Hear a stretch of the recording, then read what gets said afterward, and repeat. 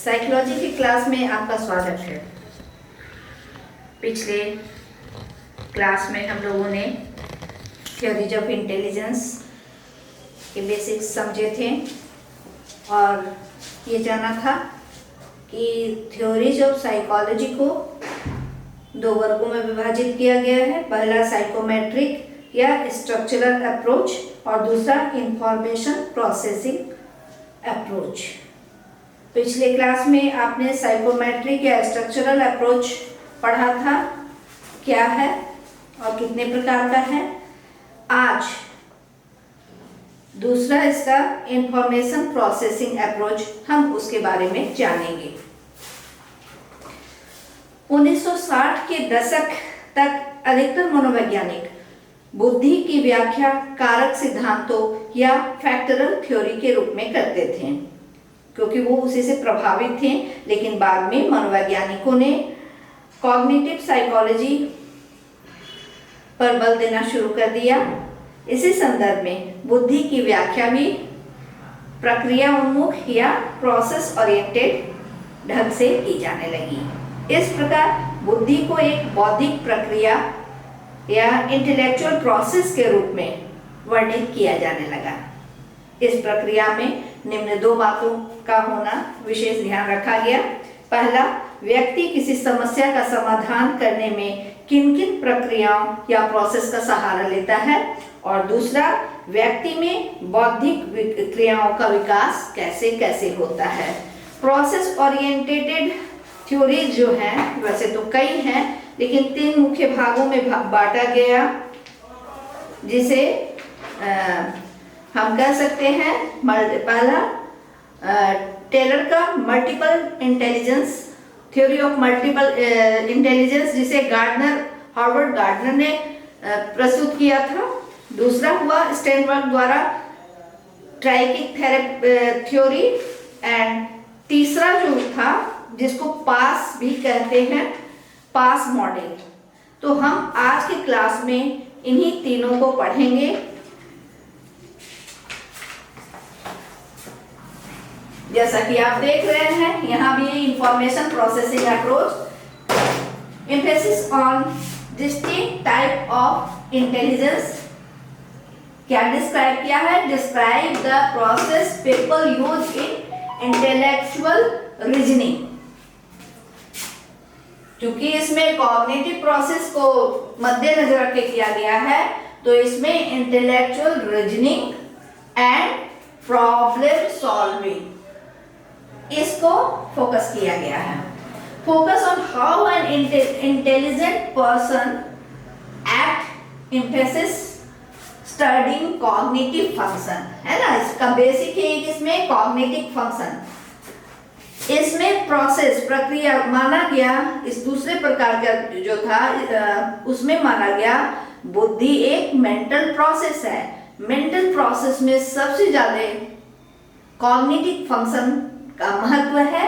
तो ये जो थ्योरी है कॉग्निटिव फंक्शन को ही हाईलाइट करता है। Cognitive function underlying intelligent behaviour, cognitive function के द्वारा जो हमारा बुद्धिमत्ता पूर्ण व्यवहार होता है, उसको हम समझ पाते हैं। आप चाहे तो इसको नोट कर सकते हैं।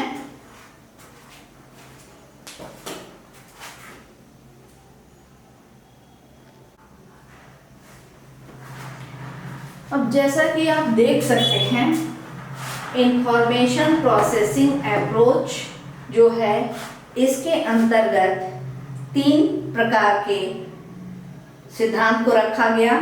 पहला था थ्योरी ऑफ मल्टीपल इंटेलिजेंस, दूसरा ट्राइकिक थ्योरी ऑफ इंटेलिजेंस, एंड तीसरा पास मॉडल ऑफ इंटेलिजेंस। तो सबसे पहले हम पढ़ेंगे थ्योरी ऑफ मल्टीपल इंटेलिजेंस। जैसा कि नाम से ही पता चलता है, इस सिद्धांत में मल्टीपल यानी बहुत सारे बौद्धिक क्षमताओं को, आपकी प्रक्रियाओं को, आपकी क्षमताओं को बुद्धि का मापक माना गया है। इस थ्योरी यानी थ्योरी ऑफ मल्टीपल इंटेलिजेंस में बेसिक 3 बातें हैं। पहला, थ्योरी ऑफ मल्टीपल इंटेलिजेंस, जिसे गार्डनर थ्योरी भी कहते हैं क्योंकि इस थ्योरी को गार्डनर साहब ने दिया था।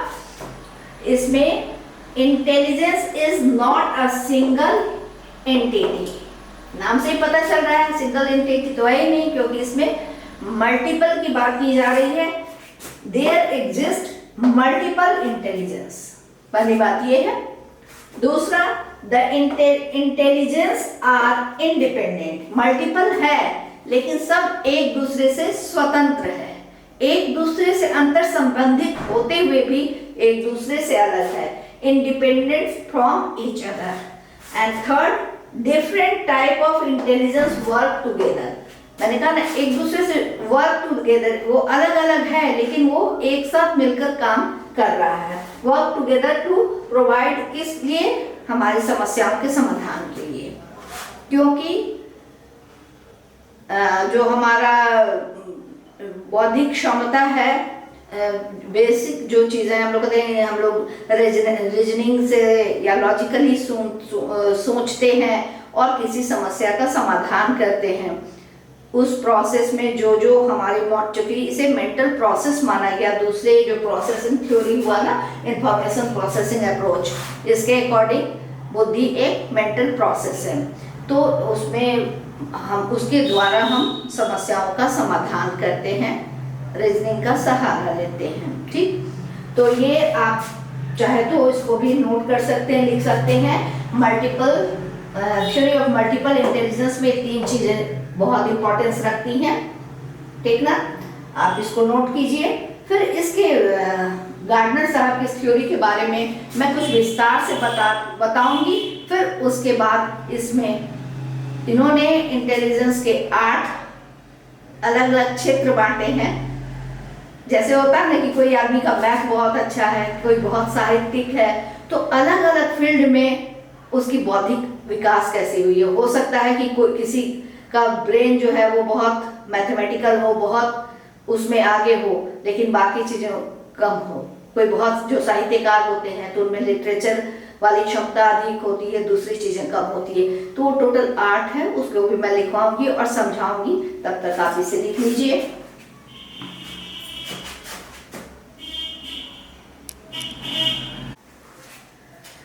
तो जैसा कि आपने जाना, मल्टीपल पर्सनैलिटी डिसऑर्डर के बारे में कुछ संक्षिप्त बता दूं। हॉवर्ड गार्डनर ने 1983 में बुद्धि की बहुत्व सिद्धांत या मल्टीपल इंटेलिजेंस थ्योरी दी थी। बुद्धि का स्वरूप एकाकी नहीं है, मैंने बता दिया ना कि बहुकारकीय होता है। फिर बुद्धि विभिन्न प्रकारों में एक दूसरे से भिन्न होता है और प्रत्येक बुद्धि एक दूसरे से स्वतंत्र होता है। इसके बाद आया कि उन्होंने बुद्धि के 8 प्रकार बताए। ये 8 प्रकार क्या हुआ? पहला, linguistic intelligence, the capacity to use language fluently and flexibly to express one's thinking and understand other person high on the word smart। इस जिसकी ये बुद्धि हाई होती है उसको वर्ड स्मार्ट कहा जाता है। जैसे पोएट हुए, राइटर हुए, इन लोगों का लैंग्वेज पे बड़ा अच्छा कमांड होता है।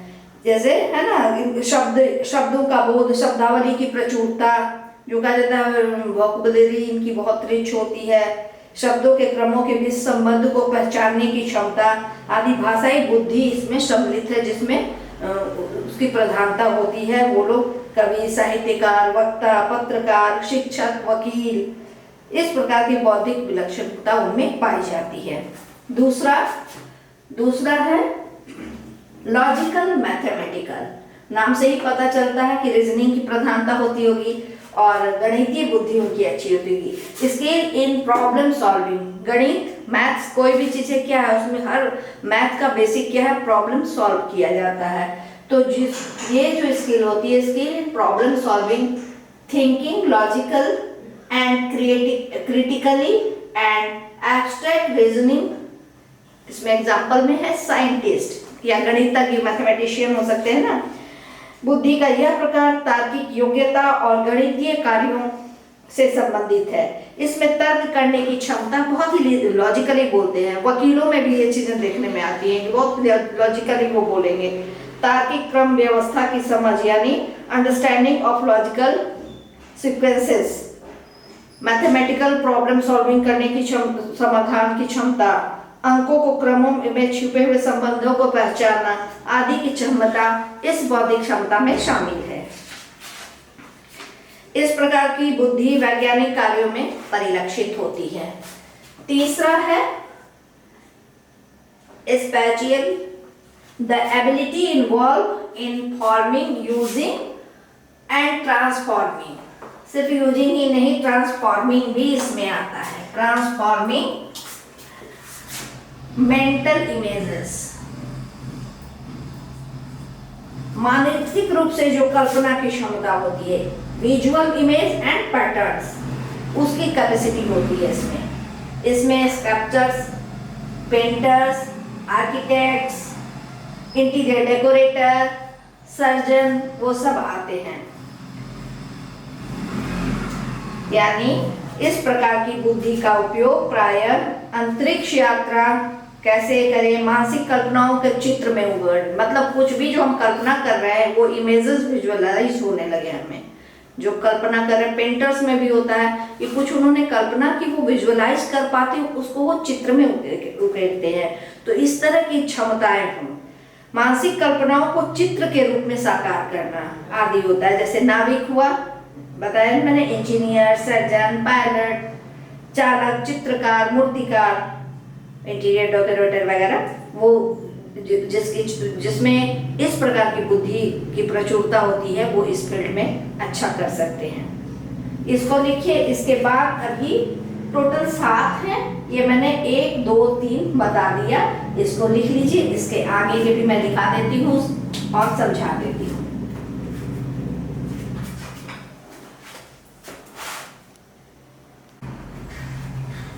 चौथा टाइप हुआ म्यूजिकल। म्यूजिकल यानी सांगीतिक क्षमता, the capacity to produce, create and manipulate musical rhythms and patterns. यानी इस प्रकार की बुद्धि का संबंध संगीत के तत्वों, म्यूजिकल एलिमेंट्स से रहता है। इस बुद्धि के फलस्वरूप पिच, किस पिच में गाना है, कैसे, रिदम क्या है, लय, ताल आदि को पहचानने की क्षमता और सांगीतिक सामर्थ्य एवं निपुणता विकसित होती है। ऐसे लोगों में वाद्य यंत्र को बजाने, धुन को समझने, राग लय में गाने आदि की क्षमताएं सामान्य से अधिक होती है, जिनमें इसकी प्रचुरता होती है। संगीतकार, गीतकार और वाद्य यंत्र जो बजाते हैं, वो सारे जो वो लोग जो हैं, उनमें इस एलिमेंट की प्रधानता होती है। 5वां बॉडी काइनेस्थेटिक, जिम्नास्ट वगैरह होते हैं ना, अपनी बॉडी के मसल्स को किस तरह करना है, वो उनके नियंत्रण में होता है। इसको हम कह सकते हैं शारीरिक गतिक बुद्धि, यानी किस तरह से इस प्रकार की बुद्धि का प्रदर्शन सूक्ष्म और परिष्कृत यानी फाइन तरीके से कोऑर्डिनेटेड शारीरिक गति से संबंधित क्रियाओं से होता है। जैसे नृत्य, जिम्नास्ट द्वारा प्रदर्शित शारीरिक गतियों का संचालन, वो अपने आई मूवमेंट से, आईब्रो मूवमेंट से, जो डांसर वगैरह होते हैं, चाहे क्लासिकल के हों या जिम्नास्ट हों, मसल मूवमेंट से वो सारे एक्शंस को एक्सप्रेस करते हैं, वो सारी भावनाओं को व्यक्त करते हैं। तो ये सारे शारीरिक संचालन के द्वारा ही वो अपनी गतिविधियों को एक्सप्रेस करते हैं। तो इसमें आपको खिलाड़ी के कौशल, योगी जो योगासन करते हैं, उन मुद्राओं के द्वारा इस प्रकार की बुद्धि प्रदर्शित होती है। साथ ही साथ न्यूरोसर्जन और शिल्पकार में भी इस प्रकार की बुद्धि की प्रचुरता देखी जाती है। छठा है इंटरपर्सनल। ये जो इसके इंटरपर्सनल अंतरवैयक्तिक संबंध को समझने की क्षमता जिन लोग में अधिक होती है, या ये इंटरपर्सनल का मतलब क्या है, इस प्रकार की बुद्धि का उपयोग सामाजिक अंतरक्रिया व्यवहारों, लोगों के बीच इंटरैक्शन करने की जो क्षमता होती है। कुछ लोग होते हैं तुरंत किसी से इंटरेक्ट कर लेते हैं, जबकि कुछ लोग नहीं कर पाते हैं। तो जिनमें इस प्रकार की बुद्धि होती है, इंटरपर्सनल इंटेलिजेंस अधिक होती है, तो वो अपेक्षाकृत उन लोगों से सहजता से इंटरेक्शन कर लेते हैं जिन लोगों में इसकी कमी होती है। तो उनकी सामाजिक अंतर क्रियात्मक व्यवहार यानी सोशल इंटरेक्शन बिहेवियर में प्रदर्शित होता है। इसमें दूसरों की प्रेरणाओं, इच्छाओं, आवश्यकताओं को समझने, अपने बारे में मेरी क्या इच्छा है, हमारी क्या महत्वाकांक्षा, हर कोई जानता है, लेकिन सामने वाला दूसरे की क्या इच्छाएं हैं या क्या सोच रहा है या क्या चाहता है, इसकी क्षमता जिसमें अधिक होती है उसमें इस प्रकार के इंटेलिजेंस अधिक होते हैं, उन्हीं में ऐसा होता है। तो उनमें ये समझने, उसके अनुरूप व्यवहार सिर्फ समझते ही नहीं है, फिर उनके साथ कैसे उनको बिहेव करना है ये भी पता होता है। इसमें इस तरह के जो इंटरपर्सनल रिलेशन डेवलप करने की क्षमता उनमें अधिकता से विकसित होती है। प्रायः शिक्षकों, धार्मिक गुरुओं, राजनीतिकों, जो पॉलिटिशियंस होते हैं, या फिर जो सेल्स में होते हैं, सामान की बिक्री करने वाले, उनमें इसकी बुद्धि की प्रचुरता होती है। मुख्य रूप से आप देख सकते हैं साइकोलॉजिस्ट, काउंसलर और पॉलिटिशियंस। जो अच्छे साइकोलॉजिस्ट या काउंसलर हैं या पॉलिटिशियन हैं, उनमें इंटरपर्सनल स्किल काफी डेवलप होता है और इसी स्किल के द्वारा वो लोगों के अंतर मन तक पहुंच पाते हैं, उसकी समस्याओं का समाधान कर सकते हैं, उनके दिल पे राज कर सकते हैं।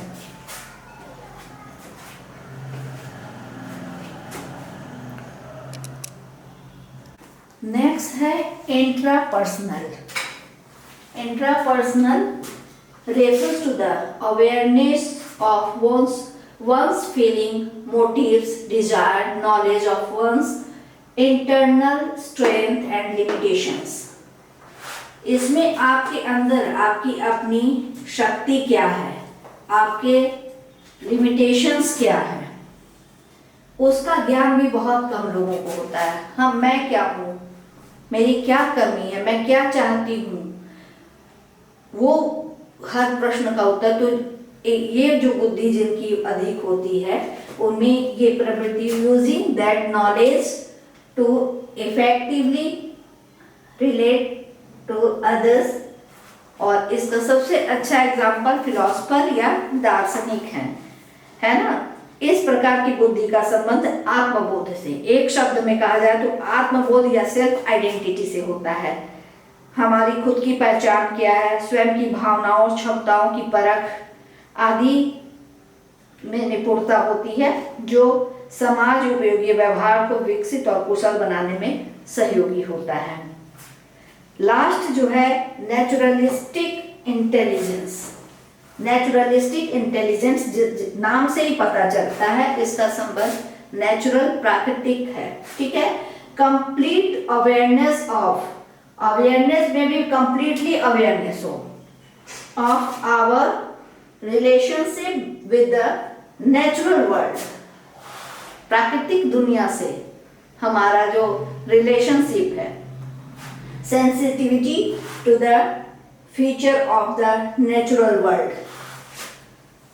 जैसे बॉटनिस्ट हुए, जूलॉजिस्ट हुए हैं ना, जो नैसर्गिक बुद्धि का मतलब है इस प्रकार का संबंध वनस्पति, पेड़ पौधे, नेचुरल यानी प्रकृति से है, तो पेड़ पौधे, जीव जंतु, बहुत लोग जो इसमें बहुत ज्यादा डेवलप होते हैं वो जीव जंतु की भावनाओं, भाषाओं को भी समझते हैं। प्राणी समूह, प्राकृतिक दृश्य, प्राकृतिक सौंदर्य को परखने की उनकी क्षमता अद्भुत होती है। प्राकृतिक जगत के पदार्थों में विभेद करना वो बहुत अच्छे से जानते हैं। जैसे कृषक, फार्मर हुए, पर्यटक हुए, बॉटनिस्ट हुए, जूलॉजिस्ट हुए, ये लोग में इस प्रकार की बुद्धि अधिकता से विकसित होती है।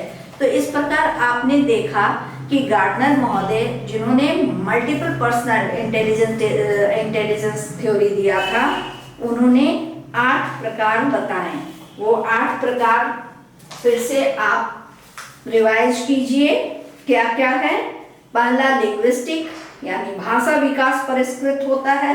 दूसरा लॉजिकल मैथमेटिकल, तीसरा स्पाइचल, चौथा म्यूजिकल, पांचवा बॉडीली काइनेस्थेटिक, छठा इंटरपर्सनल स्किल, सातवां इंट्रापर्सनल स्किल एंड आठवां नेचुरलिस्ट। तो ये 8 प्रकार के उन्होंने बुद्धि को बांटा। यानी किसी व्यक्ति में बहुत अधिक वो प्रकृति से जुड़ा हुआ, उसकी बुद्धि उसमें विकसित है, कोई बहुत म्यूजिकल है, कोई बहुत फिलोसफर है। एक चीज अगर आप में बहुत डेवलप है तो कोई जरूरी नहीं है कि दूसरा तीसरा हो। एक दूसरे से जुड़ा हुआ है लेकिन स्वतंत्र है वो। तो इस प्रकार उनकी बुद्धि को बहुत ही सराहा गया। बुद्धि का जो उन्होंने मल्टीपल थ्योरी दिया उसको बहुत सराहा गया। गार्डनर के मतानुसार सामान्यतः प्रत्येक व्यक्ति में उपरोक्त यानी 8 प्रकार की बुद्धि होती है। यानी ऐसा नहीं है कि आप में अगर ये है तो ये नहीं है, ये है तो वो नहीं है। सारी चीजें होती हैं लेकिन जिस चीज की प्रधानता होती है वह जो प्रवृत्तियों में हावी होता है उस प्रकार का उनमें इंटेलिजेंस डेवलप होता है। और कई बार ये होता है कि आप में नहीं है लेकिन विशेष प्रशिक्षण के द्वारा आप उसको डेवलप कर लेते हैं, चाहे वो म्यूजिकल हो, चाहे वो कोई भी हो। 8 में से कोई प्रकार हो सकता है। उपयुक्त प्रशिक्षण के कारण किसी व्यक्ति में कोई बुद्धि अधिक मात्रा में विकसित हो जाती है और कोई बाय नेचर डेवलप्ड होता है।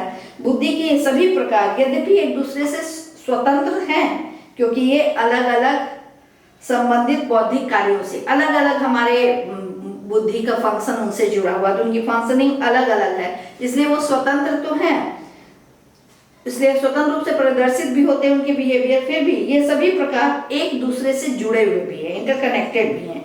इस प्रकार बुद्धि एक अर्ध स्वायत्त तंत्र या सेमी ऑटोनोमस मैकेनिज्म के रूप में यहाँ काम करती है। मस्तिष्क में प्रत्येक बुद्धि एक संपुटित मापक इनकैप्सुलेटेड मॉड्यूल के समान होता है जो अपने नियमों और कार्यविधियों द्वारा संचालित होकर कार्य करता है।